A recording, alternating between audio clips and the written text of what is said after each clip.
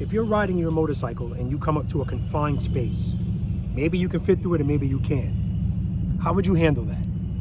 I'm gonna talk to you about what I think you should do. All right, let's do it.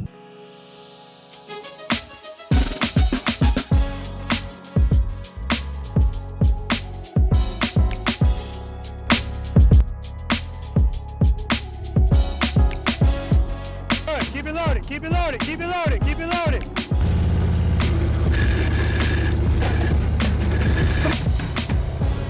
Very nice, I'm looking at the camera.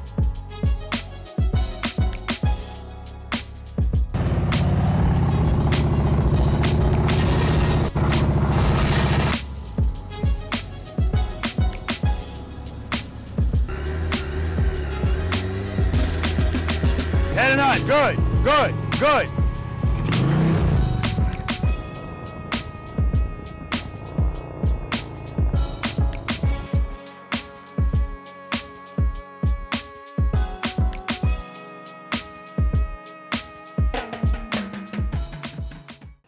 Preloaders, V.I.Preloaders, welcome back to the channel, guys. Always a pleasure to have you guys here with me, and you know this by now, or at least you should.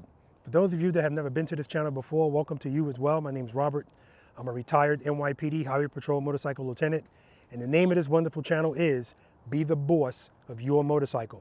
So what I want to talk to you guys about today, yes, it involves practicing riding your motorcycle at slow speeds, but it's talking about another benefit, and I've mentioned this before, but I want to dedicate this video specifically to this.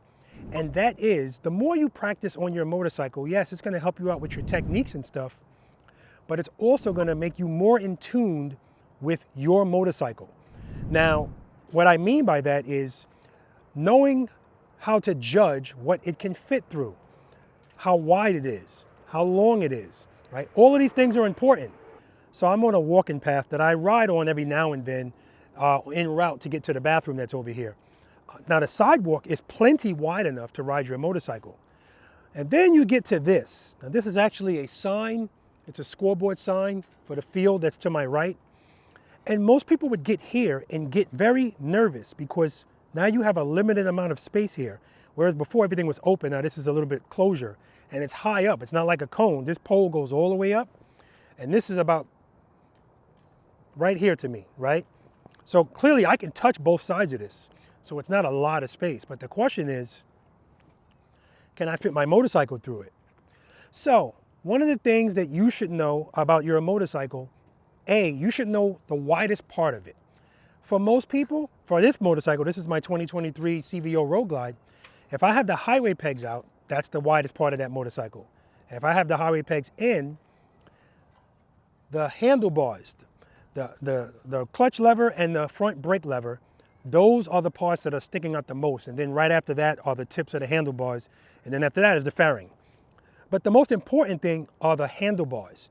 Because if I'm riding through here and I don't judge this properly and my left handlebar hits this as I'm going straight, what's going to happen?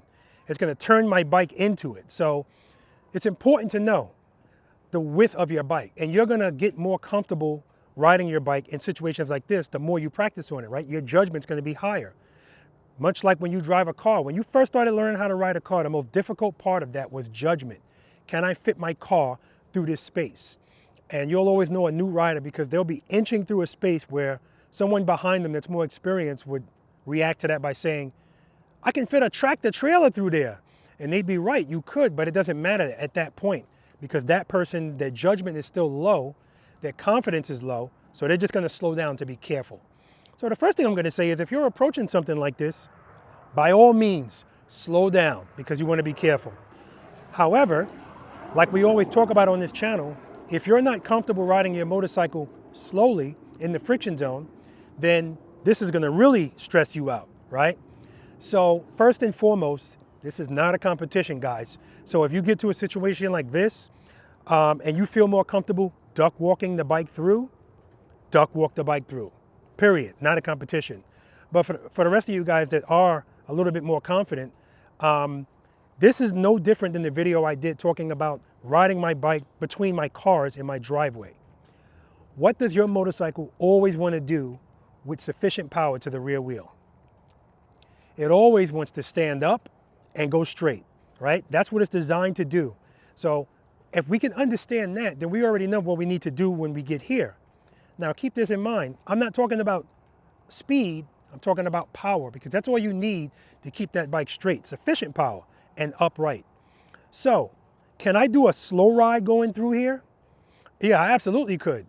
But depending on how much room I have here, I'm not gonna do a very slow ride because I might not have room for my handlebars to be doing this.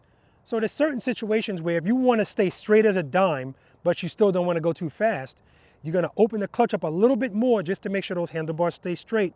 Because remember, the slower you're going, the handlebars are gonna start doing this, right? And that's not a big deal when you got a bunch of space, but when you don't, like for instance, one of the drills we had to do is we had to ride the motorcycle onto a board, a wooden board that was only about that wide. If you're riding on something that wide, that means you have to keep those wheels straight. And what's going to ensure you keep the wheels straight without a lot of space is you have to keep power. And the reason I say without a lot of space is because most people would just introduce speed and they're fine. But if you're not sure about something, if you want to be precise, introducing a lot of speed is not the answer. So here in a situation like this, what I do is I ride up to it, and if I see that I can fit through it, whatever speed I'm going, if it's appropriate, I stay at that speed, but I keep power on that rear wheel. Now, this is not a solid wall. If it was a solid wall, I'd have to keep power this whole way, just to make sure the bike doesn't waver. So what I could do is open up the clutch as soon as I get to this first pole, enough to make sure everything is straight. As soon as I pass it, I can pull it in a little bit, and then I can open it back up when I get to this pole. Or I could just keep it open the whole way. But the point is, I'm not gonna panic when I reach a situation like this or anything similar to this, meaning you're in a confined space. And why am I not gonna panic? Because I have so much practice in situations like this. When I worked for the NYPD Highway Patrol, I did stuff like this all the time. We used to ride across footbridges and jogging paths, and if just seeing something tight, you want to just go through it. And again, if it's cones, that's not so much of a big deal, but when it's as high as your handlebars, yeah, you gotta be a little bit more careful. So let me run through it, guys, and show you exactly what I'm talking about. All right, so as I'm approaching this, I always slow down.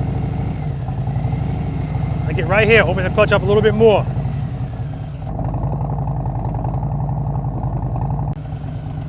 Make sure that motorcycle stays exactly straight. All right, guys, so if I stop the motorcycle right here, I'm stopping it where the widest point of my motorcycle is, which is my highway pegs.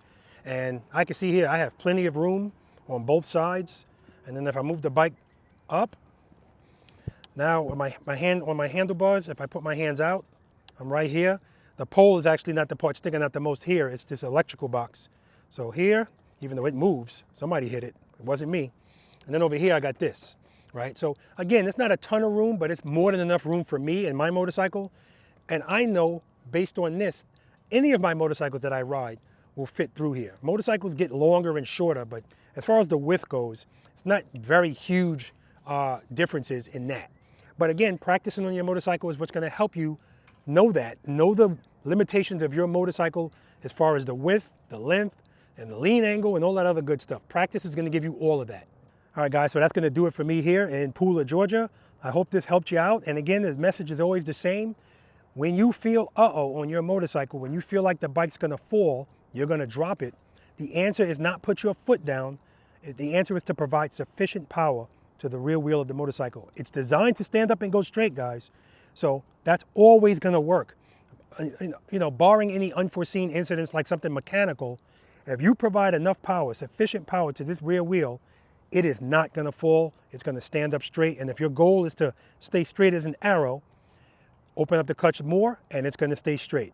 That's why in my exercise short starts and stops, I don't want to see the handlebar straight in that case, because I want people to be going very slowly and I want them to address it as soon as they feel it. And how do I want them to address it? Not by putting their foot down, but slowly opening the clutch, or if you need to open it faster, fine. But remember, address it as soon as you feel it, and it's a small movement. All right, guys? All right, that's gonna do it for me, guys. If you're not subscribed to this channel, please do so. Hit the like button, it helps out the algorithm. Share these videos, leave a comment in the comment section. I'll reply to all of them. And hit that notification bell and switch it to all, so you'll always be notified every time I put out one of these gems.